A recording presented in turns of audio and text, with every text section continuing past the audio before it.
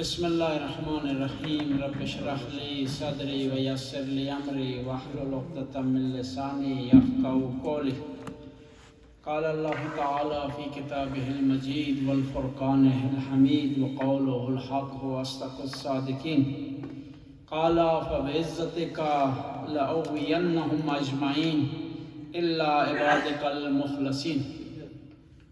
خداوند تعالیٰ کا قرآن کریم میں ارشاد ہوتا ہے اور خداوند تعالیٰ کے اس کلام میں حکایت ہوئی ہے یہ شیطان سے کہ اے خدایا تیری عزت کی قسم کہ میں ان تمام افراد کو گمراہ کروں گا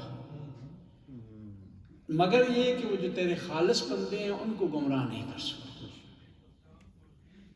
بس اس کا مطلب یہ ہے کہ خالص جو بندے ہوتے ہیں، خدا کے لیے کام کرتے ہیں، اخلاص سے کام کرتے ہیں، وہ شیطان کی پہنچ سے دور ہے۔ اگر آپ چاہتے ہیں نا شیطان کی پہنچ سے دور ہو جائیں، آپ کا عمل شیطانی عمل سے خالی ہو جائے، تو اپنے عمل کو خالص کریں۔ ہارون الرشید نے ایک مسجد بنائی، بہت بڑی مسجد بنائی، تو ہارون الرشید معائنہ کر رہا تھا مسجد کا، تو بیلول کا وہاں سے گزر ہوا، کہا کہ ہارون کس لیے مسجد بنائی ہے؟ کہا خدا کے لیے بنائی۔ اچھا خدا کے لیے بنائی، ٹھیک ہے، کل پتہ چل جائے گا خدا کے لیے بنائی ہے کسی اور کے لیے بنائی۔ ہارون الرشید نے اس نے بیلول نے کیا، مستری کے پاس گیا جو پتھر تراشتا ہے نا، اس کے پاس کہا کہ لکھا مسجد کا نام اور نیچے لکھا بانی بیلول، کہ یہ بیلول مسجد بنانے والا۔ اب مسجد بن گئی تو کیا وہ بیلول نے وہ پتھر جس پہ لکھا ہوا تھا بیلول نے مسجد بنائی، اوپر مین گیٹ پر لگا دی جائے۔ مستری نے رپورٹ دی ہارون رشید کو، مسجد تو نے بنائی ہے، بیلول نے اپنا نام لکھ دیا۔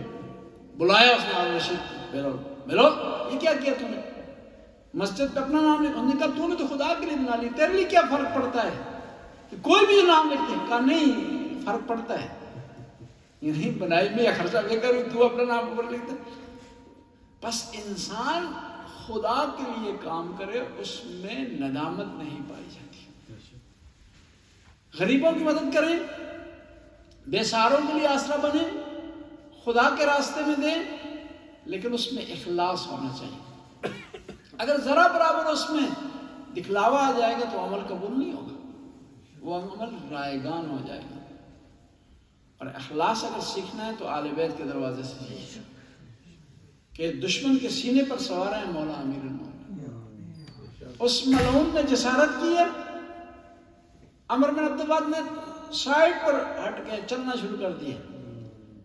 صحابہ کرام نے بعد میں آ کر سوال کیا کہ آپ نے علی کیا کیا؟ خطرناک کام کیا، رسکی کام کیا آپ نے۔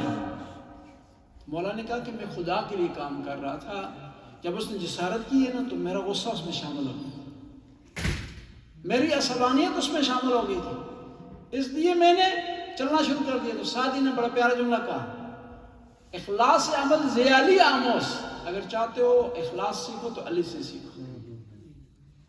بس انسان کو کوشش کرنی چاہیے جو کام بھی کرے اخلاص کی بنیاد پر ہونا چاہیے، اور اس اخلاص کے لیے پھر تعداد کی ضرورت نہیں ہوتی کہ مولانا یہ جا کر دیکھے ان کے پاس سامنے پڑھنے والے کتنے ہیں۔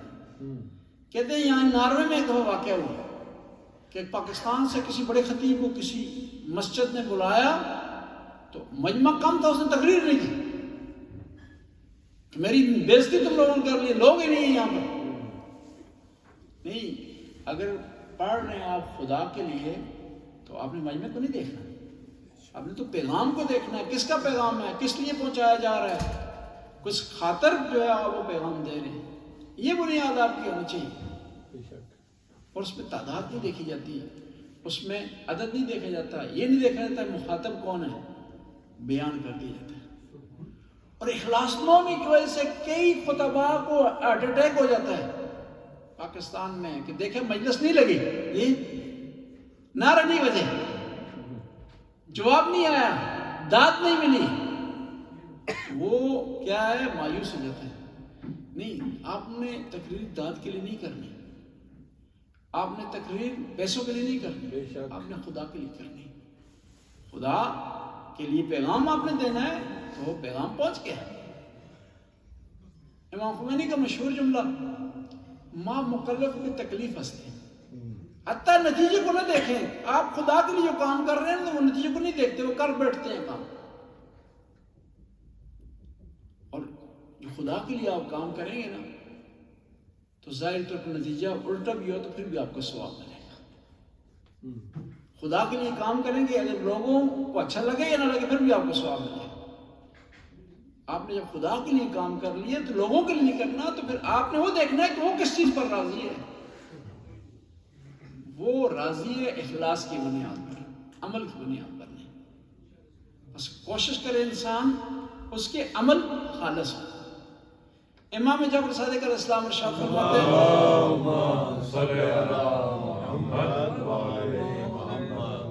ان المراد یدعى یوم القیامہ باربعۃ اسماء. ریاکار آدمی کو قیامت کے دن 4 ناموں سے پکارا جائے گا. ریاکار کو یا کافر, یا فاجر, یا غادر. حبط عملک, کہ اے کافر, اے فاجر, اے غداری کرنے والے, اے فاخر, اے فخر کرنے والے, حبط عملک, تیرا عمل ضائع ہو گیا. اور عمل جب بجا لاتے ہیں نا تو اس کو محفوظ کرنا بھی ضروری ہوتا ہے کہ ضائع نہ ہو جائے. پیغمبر گرامی ایک دفعہ فرما رہے تھے کہ جب آپ نیک عمل کرتے ہیں تو آپ کا جنت میں ایک درخت لگ جاتا ہے.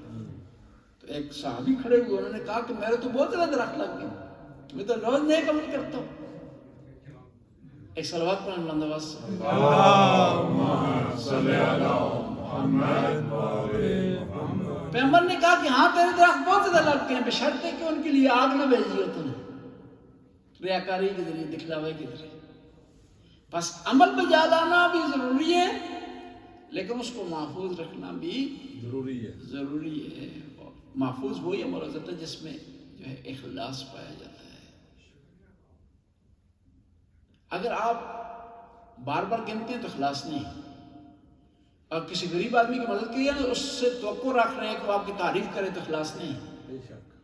آپ غریب کی مدد کر رہے ہیں, اس سے توقع کر رہے ہیں کہ اس آپ کا کہنا بھی مانے, یہ آپ کی بات کی سنے, آپ کے کام بھی آئے ہو, پھر اس میں اخلاص نہیں پایا جاتا. ہماری یہ توقع ہوتی ہے نا کہ غریب آدمی کی اب مدد ہم نے کر دی ہے, اب جو ہے وہ ہمارا گھاس بھی وہ کاٹے, ہماری گندم بھی کاٹے, ہمارے جو ہے مال مویشیوں کا خیال بھی رکھے, ہماری احترام بھی کرے, ہماری عزت بھی کرے, ہماری رسپیکٹ بھی کرے. اگر یہ توقع ذہن میں آ گئی ہے تو وہ عمل قبول نہیں ہے. وہ آپ نے اس لیے نہیں کیا کہ خدا کے لیے کیا ہو, وہ آپ نے اس لیے کیا کہ آپ کی رسپیکٹ کی جائے, آپ کا احترام کیا جائے. وہ عمل خدا کے کھاتے میں نہیں لکھا جائے گا, فی سبیل اللہ کے کھاتے میں نہیں لکھا جائے گا. وہ عمل آپ کے دکھلاوے کی خاطر. ایک آیت اللہ تھے, وہ ہمیشہ پہلی صف میں قوم میں نماز پڑھتے تھے, صف اول پہ. 30 سال انہوں نے پہلی صف میں نماز پڑھی. ایک دن بیماری کی وجہ سے نہیں آ گئے تو لوگوں نے پوچھا کہ آج بیماری کی وجہ سے نہیں آئے, یہ پہلی دیر سے ہے, پہلی صف میں نہیں کھڑے ہو سکے. تو لوگوں نے کیا کیا, ان سے پوچھا کہ آج پہلی صف میں آپ نہیں تھے. ان کو گمان ہوا کہ میرا دکھلاوا حساب ہوتا ہے, تو انہوں نے 30 یا 40 سال کی نمازیں دوبارہ پڑھی کہ شاید یہ دکھلاوے کے ضمن میں آ گیا ہے کہ لوگوں کو محسوس ہوا ہے کہ میں پہلی صف میں جو ہے وہ کھڑا ہو رہا ہوں, یہ کھڑا ہوا ہوں. اخلاص ضروری ہے, ورنہ یہ ہے کہ کچھ لوگ پیغمبر کے پیچھے نماز پڑھتے تھے, مسجد نبوی میں نماز پڑھتے تھے, بے شک, لیکن جو ہے اخلاص نہیں ہوتا. قرآن کی آیت بھی ہے نا کہ کیا ہے, اذا رأوا تجارة او لهوا انفضوا الیہا ترکوک قائما قل ما عند اللہ خیر من اللہو ومن التجارہ. مسجد نبی میں خطبہ دے رہے نبی کریم, نماز جمعہ ہے, تو باہر سبزی والے نے آواز دی ہے, پیاز والوں نے آواز دی ہے. ٹائم کتنے کی؟ 4 منٹ. پیاز والے نے آواز دی ہے, خریدنا تو خرید لو, ختم ہونے لگے جی, پھر بہت ختم ہو رہی ہے جی. تو وہاں پر لوگوں نے کیا کیا کہ نبی کو اکیلے چھوڑ دیا، سودا خریدنے میں چلے۔ ایک اور دفعہ کھیل تماشے والا آ گیا، پر مداری آ گیا، ڈگڈگی میں جائی اس نے کہ آخری تماشا ہے جی، بہترین تماشا ہے جی، آؤ دیکھ لو۔ نبی کو چھوڑ کر تماشا دیکھنے لگے۔ قرآن کی آیت نازل ہوگی اخلاص نہ ہونے کی وجہ سے۔ ترکو کا قائمہ، اے نبی تجھے اکیلا چھوڑ دیتے ہیں، کھڑا چھوڑ دیتے ہیں تجھے۔